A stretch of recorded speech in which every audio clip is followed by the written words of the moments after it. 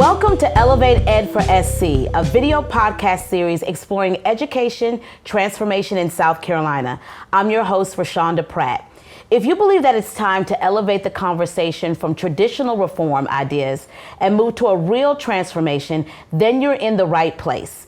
In this series, you'll hear success stories of how education transformation is already happening in some South Carolina schools. This vodcast first season tells stories, raises questions, and looks at solutions, some radical and some right in front of us. We look forward to sharing these stories with you. We're coming to you from the Kennedy Greenhouse Studios on the U of SC Horseshoe campus. In this episode, we will talk about the teaching profession from the perspective of a South Carolina principal in a rural school. We will also hear from one of our state senators who has taken a strong leadership role in the area of teacher leadership and supporting the teacher profession. In our first segment, we will be joined by South Carolina State Senator Greg Hembree, representing Horry and Dillon counties. Senator Hembree is the chairman of the Senate Education Committee. He joins us to provide more insight into what we can do to advance the teaching profession in South Carolina.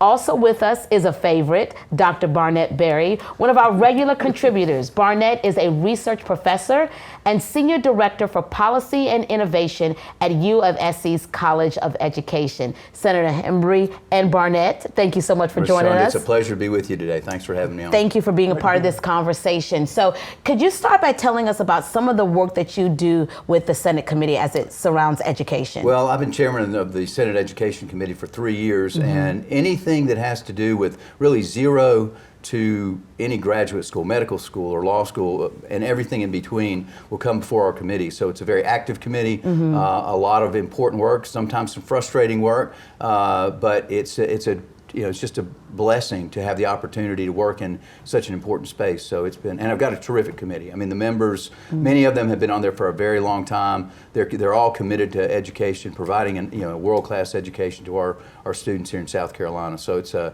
a great, it's hard, but it's a great place to work in. Thank you for your work. Barnett, you have often shared your favorite quote: "It is time to stop nibbling around the edges of school reform when it comes to the current teacher shortages in South Carolina." Can you expand on that and what your thinking is concerning that? Actually, that is Senator Hembree's quote. Yes. It's my favorite quote of his. Yes. I would love for him to kind of talk a little bit more about what you want us to do. What I have in mind with that, well, I've been on the Education Committee for 10 years, 3 years as chairman, standing subcommittee chairman for a couple of years in there. So although it's not my background, I've had a lot of opportunity to learn, and I really began learning. I didn't have any agenda. I didn't have any prejudices when I entered this area. So I could kind of look at it with a fresh, sort of mind. And there are things that you find, I've seen in state government, everybody's committed to better education. Okay, that's not the hard part. But what we typically do is we kind of fiddle around with little policy changes here and there that are well-meaning and they're good policy, but they don't really move the needle very much. We're stuck where we were. We're spending more money now on education than we ever have. We do two things. We do one thing really well in Columbia, and that's spend a lot of money. So we keep pouring money into the system and hoping that the results will improve, but they have not. So and I'm serving on this committee with members that have been on for 20 years, and I'm kind of looking at them like, what's going on? Why haven't we made any progress? So I think we're at a point now that, I don't want to work on just little. I have to do some little, what I call nibbles around the edges, but that's not going to change the arc, and it's not going to have any major impact on our system. You talked about you feel like you're at a point here where there's some major change coming in. What has been the catalyst for that? Well, I think we're just at kind of have our back to the wall. We've tried everything else. Nothing else is working. So other states are looking at this too. This is not unique to South Carolina. Other states are finding themselves in exactly this same spot, frustrated, a very expensive system, and a very really average system across the country. So you're seeing states that are finally, challenging some of the status quo, that are really starting to look at different policies that are pretty revolutionary within a system that has a lot of. It's a big system, an expensive system, a heavy system, very difficult to maneuver it. Right. So you're seeing some good work around the country that we're looking at trying to emulate, or we have some of our own ideas. I love that. Speaking of own ideas and revolutionary, Dr. Barnett, I'm going to bring you into the conversation. You're leading a project for SC Teacher that is collecting data from 3 school districts and gathering insights from top flight teachers and principals. The focus is on how to reinvent the education professional. What are some of your findings? Well, I'll tell you, I'll put them in 3 buckets now, and I'm thinking about what Senator Hembree just had to say too. First, when it comes to recruitment and preparation in South Carolina, we have some really cool models in various pockets of the state. Like residencies are being piloted with Clemson University and Furman University and our own university. We have some really powerful grow your own programs like in Charleston County. But there's absolutely no alignment amongst what and how the 33 colleges of education and the work they do with school districts. There's absolutely none of that. If we could bring that together, it could have a powerful effect. The other piece that's really important, we've got to support our new teachers. But we typically still, for the most part, give our new teachers the most difficult assignments. That is not the case in most other professions, particularly medicine, and to some extent in law too, right. Senator Hembree. But what we learn from teachers is that they need multiple mentors when the mentors that they do have right now, with the governance that we have in place and the funding we have in place, gives them no time to even support them. But we know what to do. We just need to kind of begin to put the system together in a way that we can address these problems. I love that you talk about putting a system together, because I have a lot of first-year teacher friends, and that's the thing they talk about most, that this support, not making it so heavy for the first-year teacher. Senator Hembree and I know we agree on so many things here. One is that teachers need a better pay raise. $4,000 is what's on the table right now, right, Senator? Right. That's great, but that is not going to solve the challenges that teachers are facing right now, not at all. So, Senator Hembree, what does South Carolina need to do next? Well, the very first thing we need to do is continue to collect good data. We know, as the doctor says, we've got pockets, we've got good programs, we kind of know what to do, we need to scale them up. But I think first you have to gather the data to support the change. Because when you're going to walk into someone else's, some school district somewhere, or a college of education somewhere and say, listen, you're not doing a good enough job, you have to have the data to support that. You know, right. that's very visceral to people. So the first step is to collect the data. University of South Carolina and Dr. Berry are heavily involved in that now. We hope to expand that even more. There's a bill that's pending right now. So that's the very first step. And based on that, we start looking at the colleges, and I think working upstream, as well as having great leadership and principal training. That's one of the other issues that we're deeply involved in. You know, the pandemic brought us awful trauma in every aspect of our lives. It also created some disruptions in the system that we can take advantage of. And there's some school districts like the 3 that we've been working with that have really done some very cool things with teachers teaching virtually. And they're seeing how that can begin to alleviate some of the shortages that we have, and also help other teachers learn from each other. Like, think about a statewide network of new teachers working with some of our most experienced teachers, no matter where they're teaching. Yes. We could do that for them.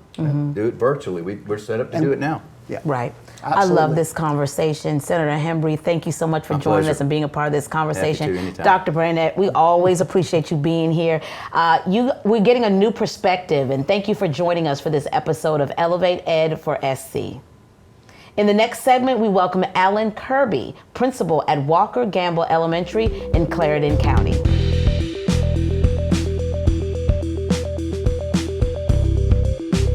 This season, you've heard from teachers, students, and today, policymakers. But now we need to bring the perspective of the principal into the conversation. In this segment, we welcome Alan Kirby to bring his perspective. First, Alan, can you share a little bit more about your personal journey and what is it like to be a principal in a rural community? Yes, ma'am. Well, first of all, thank you for having me. I'm a 6th-year principal. I'm currently in Clarendon School District 4, which will be Clarendon County School District next year, going through consolidation. But I was a teacher in this same school for 8 years. I went to Johnsonville Middle School for 3 years and came back. Was fortunate to get the principal job. So being in a rural community, we have about a pre-K through 5 school. We're about 550 kids. But there's no other place I would rather be because of that tight-knit community and how everyone relies on each other. And that carries on into the school. Our teachers are working together. We are very much a culture of collective leadership. We try to knock down the walls and share across grade levels. We rely on our own teacher expertise within that building to spread all strategies. I love that. I love that you talked about a culture and creating a culture there at your school. Alan, we know you've done some pretty innovative things with teacher time. Tell us what's going on inside your building. Well, I wish this wouldn't be called innovative because I feel like it should happen everywhere. But collective leadership is just a way of life. It's how we work. I think every decision I make should come from a teacher's perspective based on their students. So anything from grading scale to schedule, anything that I've had in the school, the houses like you heard Mr. Kelly refer to, we have that at Walker Gamble. All those things come from teacher leadership. The schedule was one of our big things. We wanted to provide equity across the school to any small group. Whether you're our lowest or highest achieving, you're going to get small group attention. And that came from teachers wanting to streamline academics, of course, and then we wanted to give that time in that small group where we could focus on the whole child. We don't even do lesson plans the first week of school. We want to focus on building relationships, which I think is by far the most important thing in education. I think academics comes from that. When a child knows you care about them, that's when they're going to work for you. So that's something we really strive for at Walker Gamble. So that innovative time, I would say that's the biggest thing we've done is the scheduling.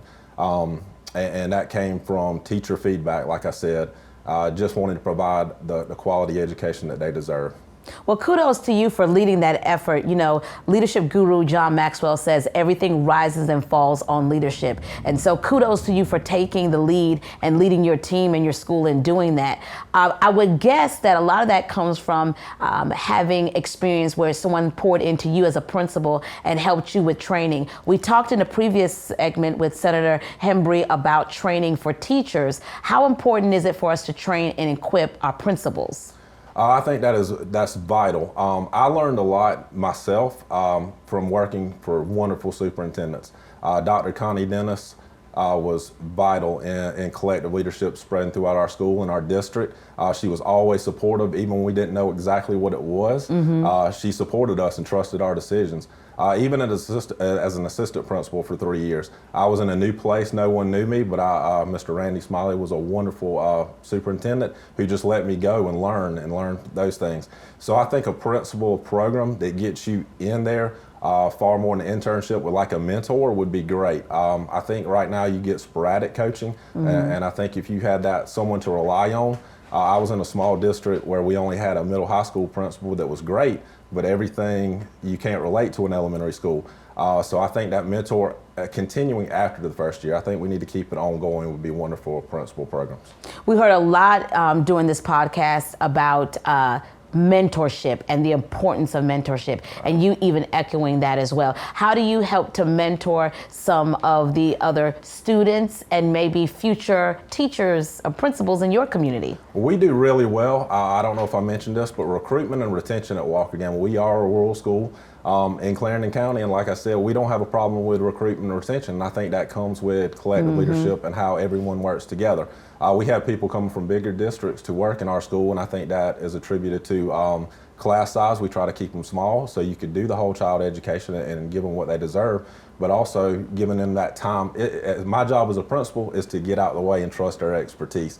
So we developed that schedule where we give an hour planning period each day on top of 45 minutes after school. So you're looking at 5 to 10 hours of time that they can work with their peers. We also have learning walks where they can go through, see other teachers, and they have conversations about that. So a 5th grade teacher might see what a 2nd grade teacher does, and they can utilize that strategy. So we're spreading across the school. I love that you've created community at your school. If you could have or wave a magic wand, right, and take away the constraints, what is one thing you would like to see in South Carolina schools that will better serve the whole child? Well, I was speaking to my teachers before I came up here, and we were talking, and I think one thing we need is we get too caught up in the paperwork, the extensive paperwork, and focus on lesson plans, different things like that. Teachers don't need to focus and do 3-4 hour lesson plans to put on paper. I need you to give me a snapshot, and then I need you to go and be innovative and think of ways and strategies that are going to make it fun and engaging for kids. So I think just getting the paperwork and the policies that hinder them from teaching. We just need to give them more time to teach and give them supplemental resources and the support they need from an administrator to succeed. As a principal, how does what Senator Hembree discussed earlier from a higher level policy perspective translate into your school's classroom? Well, it excites me to hear that we're focusing on education reform. Everybody talks about being innovative until it's time to be innovative. Now is the time to be innovative and put it into action. So I love the mentorships, and I love that talking to a pre-service teacher. I think we get too caught up in putting them through the rigors of that rubric. Let's just give them the mentors they need from all levels, not only just core curriculum, but how to build relationships. I had a pre-service teacher the other day talking to one of my supervising teachers, and that's what she said. She said, it is amazing how you can just look at a child, and that child will stop what they're doing just by your look. And that comes back to they don't get that in that college experience. We need to focus more on behavior management and things like that, and building relationships and how to build that quality love in the college education program, and not focus on a 5-page lesson plan. I see you talk a lot about innovative. How would you define innovation? Innovative is, to me, is going outside of the norm, not just sitting in a desk, sit and get, but let students be actively involved in their learning. Let them make decisions. We have student-led conferences in 5th grade, and pre-pandemic it was going great until, we had to go to the family mall and different things like that, but we're getting back to that. But we want students to have an active part in their learning experience. So innovative is trying to, number one, bring them in. Innovative is also, and that's why I'm excited about whole child education. Being in a rural community, we don't have a lot of that access that others do. So we're trying to bring it in as much as possible from business partnerships and things like that. Because just because we're from a rural community doesn't mean we can't compete with anybody in the state. And I don't want that to be an excuse for our students. So we want to bring them any resources and anything we have so they can succeed in life. Thank you so much, Alan, for your work. And I love the fact that you said, just because we're in a rural community doesn't mean we can't compete with the rest of the state. Kudos for you. I love the work that you're doing. Thank you, Alan, for joining us on this episode of Elevate Ed for SC. Listeners and viewers can find more information about what we talked about today in the episode show notes. We've got more lively and engaging conversations like this coming your way this season. If you're a podcast listener, please subscribe through Apple or Spotify and leave us a 5-star review if you like what you hear. Of course you like what you hear. You've been elevated. See you next time. Make sure to connect to elevateedforsc.com for this episode's show notes, stories, and additional research. Follow us on social media at Elevate Ed for SC and tell us what you think about what we've discussed today. Drop us a DM or visit our website to shoot us an email. Elevate Ed for SC is a production of U of SC's College of Education and College of Information and Communications in partnership with All for SC and the Tri-County Cradle to Career Collaborative.